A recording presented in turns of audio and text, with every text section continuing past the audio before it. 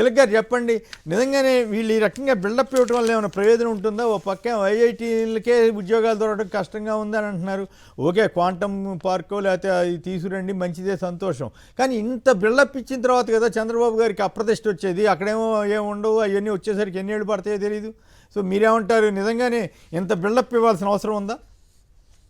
Sir, ఇప్పటి వరకు ప్రభుత్వం వచ్చిన తర్వాత ఎన్ని ఉద్యోగాలు ఇచ్చారు, ఎన్ని తీసేశారు, ఆ లెక్కలు ముందు చెప్తే వీళ్ళ పనితీరు గురించి మనం అంచనా వేయొచ్చు. నిన్న మొన్న లూలు గ్రూప్ వైజాగ్ వస్తుంది అని భారీ ఎత్తున ప్రచారం చేశారు. ఏమిటో లూలు గ్రూప్, దానివల్ల అన్న వేల ఉద్యోగాలు వస్తాయి అంటే మీరు ఎట్లాగో ప్రస్తావించారు కాబట్టి ఆ పాయింట్ కూడా చెప్తాను. కారు చౌకగా లూలుకు అత్యంత ఖరీదైన భూమి 2000 కోట్ల భూమిని 99 ఏళ్లకు ఎలా లీజుకి ఇస్తారు ప్రశ్నించిన శాసనమండలి ప్రతిపక్ష నేత బొత్స సత్యనారాయణ. లులుకి ఇచ్చే భూమికి 170 కోట్ల రూపాయల మేర రాయితీ. ఈ సొమ్ముతో ప్రభుత్వమే నిర్మాణాలు చేపట్టవచ్చు. ప్రైవేట్ సంస్థకు మేలు చేసేందుకు తెగబడిన కూటమి సర్కార్. బొత్స సత్యనారాయణ ఆగ్రహం. ఆశ్చర్యం వేసిందండి. మాల్స్కి ఇప్పుడు హైదరాబాద్లో లులుకి ఎవరు భూమి ఇచ్చారండి? కూకట్పల్లిలో పెద్ద మాల్ పెట్టుకుంది. మాల్స్కి 1000 కోట్ల రూపాయల భూములు ఇవ్వటం ఏంటి? 13 ఎకరాలు విలువైన భూమి, 1000 కోట్ల రూపాయలు విలువ చేసే భూమి ఇచ్చి వాళ్ళని ఎంకరేజ్ చేయటండి. వాళ్ళకి వీళ్ళకి ఉన్న కనెక్షన్ ఏమిటి? మీరు అన్నారు కాబట్టి ఆ ప్రస్తావన కూడా తీసుకురండి. ఒక పక్కేమో ఐఐటీలో ఉద్యోగాలు తగ్గుతుంటే అమరావతిలో 7.5 లక్షల ఉద్యోగాలు రాబోతున్నాయని బిల్డప్ ఇస్తున్నారు. ఇంకో పక్కేమో లులు వంటి వాళ్ళని తీసుకొచ్చి ఇట్లా చేస్తున్నారు. మరోవైపు ఏమో ఆయన ఎవరో లాయర్ సిద్ధార్థ లూత్రా గారికి దాడి కేసుల్లో వీటిలో ప్రైవేట్ కేసులుగా పెట్టుకోవాల్సిన వాటిని అప్పచెప్పి 2.5 కోట్లు 3 కోట్లు ఎంతో ఇచ్చారట. సో ఈ అంతా కలిపి మాట్లాడండి. ఒకటండి, లూలు గ్రూప్ ఇంత భారీ ఎత్తున వాళ్ళకి ప్రయోజనం చేకూరుస్తున్నారంటే వీళ్ళు కూడా ఏమైనా వాటాదారులుగా ఉన్నారా అని డౌట్ వస్తుంది. లేకపోతే ఒక చిన్న మాల్ పెట్టడానికి ఒక రాష్ట్రం ముఖ్యమంత్రి ఒక చిన్న మాల్ పెట్టడానికి అంత ప్రాధాన్యత, అంత పబ్లిసిటీ, అన్ని ప్రయోజనాలు చేకూర్చడం అంటే డౌట్ వస్తుంది. అట్లాగే ఈ ప్రపంచంలో ఎక్కడెక్కడ కొత్త ప్రాజెక్టులు, కొత్త ఇండస్ట్రియల్ వ్యాలీలు, ఇట్లా పేర్లు కనుక్కొని ఆ వివరాలు తెలుసుకుని ఇక్కడ పెట్టేస్తున్నామని చెప్పడం ఏమిటో ఇది అర్థం కాదు అసలు. దానివల్ల ప్రయోజనం ఏంటి? ఎంతమందికి ప్రయోజనం కలుగుతుంది? ఎంతమందికి ఉద్యోగాలు వస్తాయి? ఎవరికి తెలియదు. డబ్బులు ఏమంటాడు ఒక పక్కన. మూడోది, రేపు ప్రారంభించబోతున్నారు 1వ తారీఖు P4. ఇంతకంటే మీకు గుర్తుంటే 10 సంవత్సరాల క్రితం లోకేష్ గారు మంత్రి అయిన కొత్తలో ఎన్ఆర్ఐలను తీసుకొచ్చి లోకేష్ గారు మాట్లాడుతున్నారు. ఎన్ఆర్ఐలు గ్రామాల దత్తత తీసుకుని బ్రహ్మాండంగా డెవలప్ చేసేస్తారని చెప్పేసి సేమ్ అదే కాన్సెప్ట్ మళ్ళీ ఇప్పుడు పబ్లిక్ ప్రైవేట్ పార్టిసిపేషన్ అని చెప్పేసి తీసుకొచ్చి మరి గ్రామాలను వాళ్ళు దత్తత తీసుకున్నట్టుగా వాళ్ళే డెవలప్ చేస్తారు. దీనికి అప్లికేషన్స్ కాల్ఫర్ చేస్తే ఇంట్రెస్ట్ ఉన్నవాళ్ళు పెట్టమని ఎవరు రెస్పాండ్ కాల. దాంతో అసలు రాష్ట్రంలో డబ్బులు ఉన్న వాళ్ళ లిస్టు తయారు చేయడానికి ముఖ్యమంత్రి గారు ఆదేశాలు ఇవ్వటం, ఆ లిస్టు పట్టుకుని వాళ్ళ మీద ఒత్తిడి తీసుకురావటం, ఇది సక్సెస్ అయ్యే ప్రోగ్రామ్ అని అయితే నేననే అనుకోవట్లేదు. ఇట్లా మోసం చేసి అన్నాళ్ళు ఈ నిరుద్యోగులను మోసం చేస్తారని నాకు అర్థం. నిరుద్యోగ వృత్తి కొట్టడం కోసం ఇవన్నీ పనులు మొన్న అసెంబ్లీ కూడా చెప్పారు కదా. పెద్ద పెద్ద పరిశ్రమలు వచ్చేస్తుంటే నిరుద్యోగ వృత్తి ఎందుకని ఒక మంత్రి గారు అన్నారు కదా. ఇవన్నీ జనాన్ని మభ్యపెట్టడం కోసం చేసే పనులు తప్ప నిజంగా నిరుద్యోగం నిర్మూలించడానికో ఉద్యోగాలు కల్పించడానికో ఈ ప్రయత్నాలు చేస్తున్నారని నేనైతే అనుకోవడం లేదు. ఐఐటీలకు అందని జాబ్ అమరావతిలో అది పరిస్థితి ఏమో అన్ని పేపర్లోనే వచ్చింది, ఇంక్లూడింగ్ ఎల్లో మీడియా కానీ ఇతరత్ర కానీ. అమరావతిలో క్వాంటమ్ వాలి 10 లక్షల కోట్ల పెట్టుబడులు, 7.5 లక్షల ఉద్యోగాలే లక్ష్యం. కొత్త ఆవిష్కరణలతో భారత్ పరివర్తన. పురోగతిలో ముందున్నాం డీజల్లో. ఐఐటి మద్రాసులో చంద్రబాబు ప్రసంగం అంట. సో దీన్ని హైలైట్ చేశారు. ఓకే, మరి ప్రసంగిస్తే తప్పులేదు, కానీ మరీ 7.5 లక్షల ఉద్యోగాలు ఇవన్నీ మరి భారతదేశాన్ని ఉద్దేశించి అన్నాడా లేకపోతే అమరావతిని ఉద్దేశించి అన్నారా?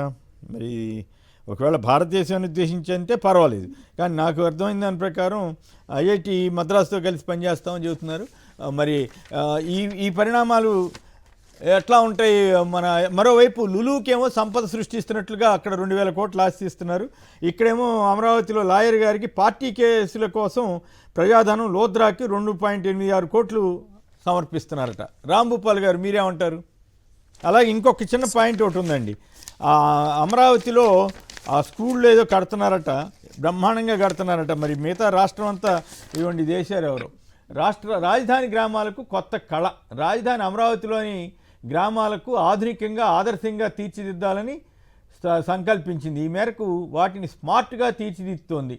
అందుకోసం ప్రాజెక్టు కింద 138 కోట్లతో 14 పాఠశాలలు, 17 మోడల్ అంగన్వాడీలు, 16 ఈ హెల్త్ అండ్ వెల్నెస్ సెంటర్ల నిర్మాణం చేపట్టారు. వాటిని ప్రారంభోత్సవానికి సిద్ధంగా ఉన్నాయట. సో మీకేమనిపిస్తుంది? సంపద అంటే కేవలం అమరావతితో, లేకపోతే విశాఖలో లులు వాళ్ళకో లేదా లాయర్ గారికి డబ్బులు ఇవ్వటమా ఏమిటి? ఈ పరిణామాల మీద మీరు ఎట్లా స్పందిస్తారు? సార్ ఒకటి సార్, ఇప్పుడు 23 ఐఐటీల్లో ప్లేస్మెంట్స్ అనేది బాగా తగ్గిపోయినాయి. 2021-22తో పోలిస్తే 23-24 సంవత్సరంలో 25% ప్లేస్మెంట్స్ తగ్గినాయి అనేది పార్లమెంటరీ స్టాండింగ్ కమిటీ ఇచ్చిన రిపోర్టు. దానికి కొన్ని కారణాలు చెప్పినారు వాళ్ళు. ఎందుకు తగ్గినాయి? ఒకటి, ఉద్యోగాల్లోనే మాంద్యం ఏర్పడింది, ఎక్కడ కొనుగోలు తగ్గిపోయింది, దాని ద్వారా ఆ ఉద్యోగాల కల్పన జరగలేదు. రెండవది, క్వాలిటీ ఆఫ్ ఎడ్యుకేషన్ తగ్గిపోయింది, దానికి కారణం స్టాఫ్ లేదు. ముఖ్యంగా రిక్రూట్మెంట్ లో చాలా ఘోరమైనటువంటి అధ్యాపక కొరత అనేది తీవ్రంగా ఉంది. ఈ ఉన్నత విద్యా సంస్థల్లోనే ఈ పరిస్థితి ఉందంటే సాధారణ ఎడ్యుకేషన్ పరిస్థితి ఇంకా దిగజారిపోతుంది అనేది స్టాండింగ్ కమిటీ చెప్పిన ముఖ్యమైన అంశం. ఈ రోజు నారాయణ, చైతన్య లాంటి కార్పొరేట్ కాలేజీలు ఆధారపడి మధ్యతరగతి వర్గాన్ని ఆశలో ముంచి చదివిస్తున్నది కేవలం ఈ ఐఐటీలో సీట్ వస్తే చాలు మా పిల్లలు సెటిల్ అవుతారని. దానికోసం వేల కోట్ల రూపాయలు ఖర్చు పెట్టుకుంటున్నారు ఈ రోజు దేశంలో, రాష్ట్రంలో.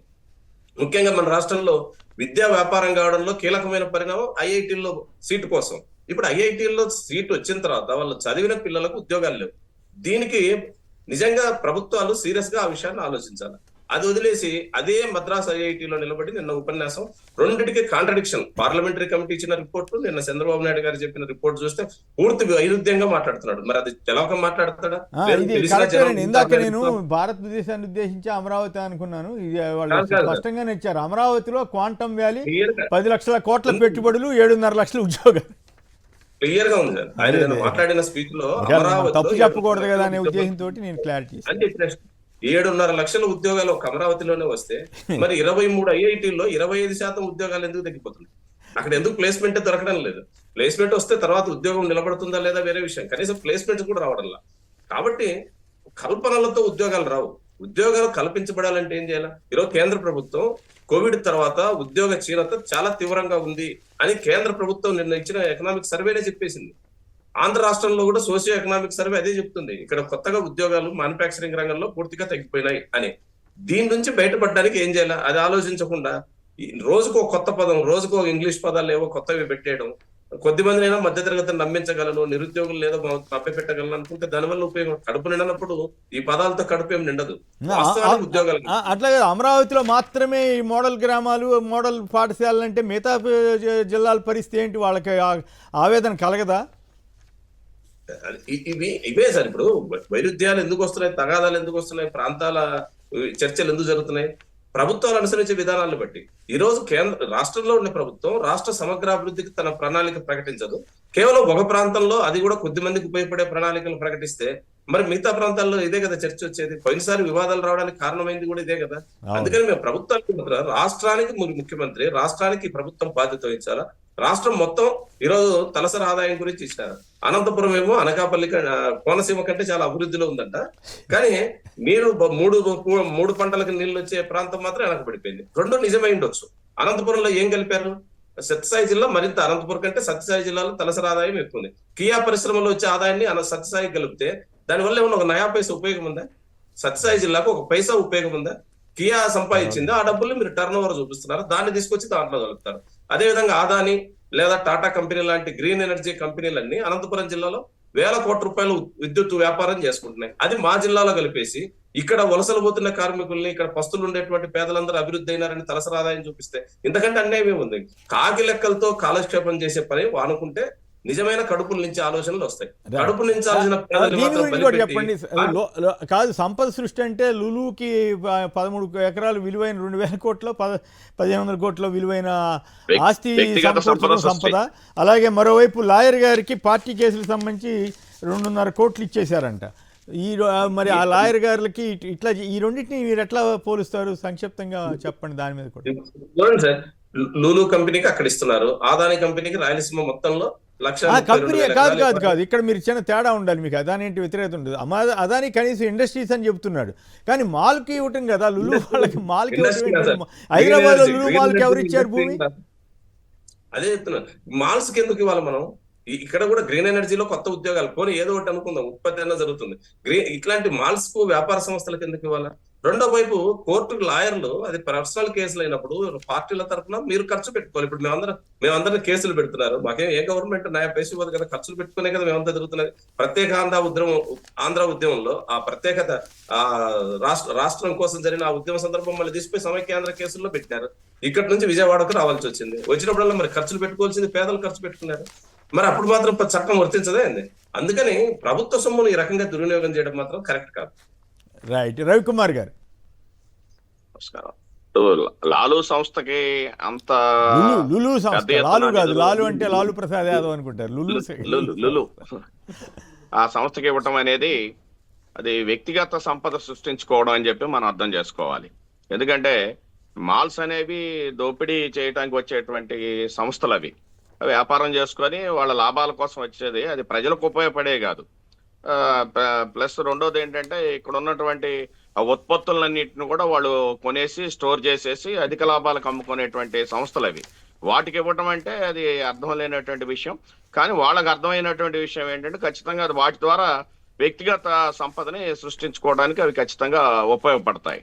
ఇది వాళ్ళ ప్రణాళికలో ఒక భాగం.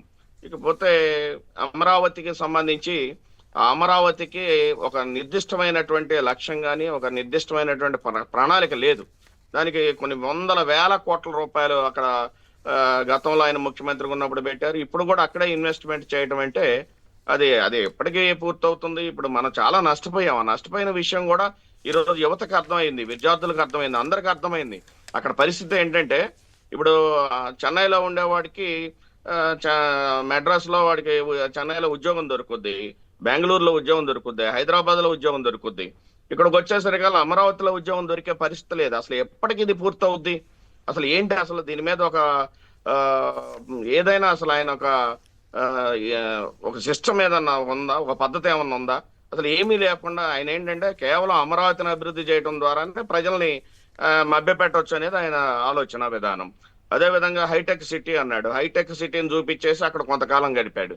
అలాగనే ఇక్కడ అమరావతిని చూపించి గడిపేటువంటి పరిస్థితి. ఈరోజు జగన్మోహన్ రెడ్డి గారు విద్యా వ్యవస్థ గురించి రాష్ట్రం మొత్తం కూడా బ్రహ్మాండమైనటువంటి నాడు నేడు పథకం ద్వారా స్కూల్స్ ను విపరీతంగా అభివృద్ధి చేయటం కానీ, ఇంగ్లీష్ మీడియం పెట్టడం కానీ, అసలు విద్యా వ్యవస్థలోనే ఈ భారతదేశానికే ఒక రోల్ మోడల్ ఆంధ్రప్రదేశ్ జగన్మోహన్ రెడ్డి గారి ప్రభుత్వం. ఇక్కడికి వచ్చేసరికల్లా అమరావతిలోనే నువ్వు ఇంత ఇన్వెస్ట్మెంట్ పెడితే మరి వైజాగ్ పరిస్థితి ఏంటి?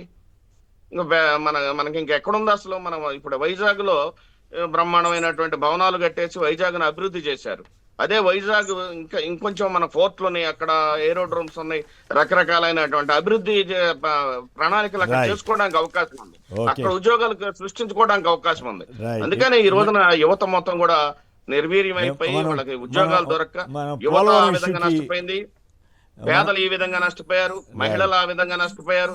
అంతా కూడా అరాచకంగా ఉందన్నమాట ఇది. ఇకపోతే ఏంటంటే వీటన్నింటిని కప్పిపుచ్చుకోవడం కోసం ఈ యొక్క విధ్వంసం ఇవన్నీ కూడా కోర్టుల చేత చీవాట్లు తినేటువంటి పరిస్థితి. అంటే టోటల్ గా చూసి ఈ రాష్ట్రంలో శాంతి భద్రతల ఫెయిల్యూర్, అభివృద్ధి ఫెయిల్యూర్, అదే విధంగా పరిశ్రమలో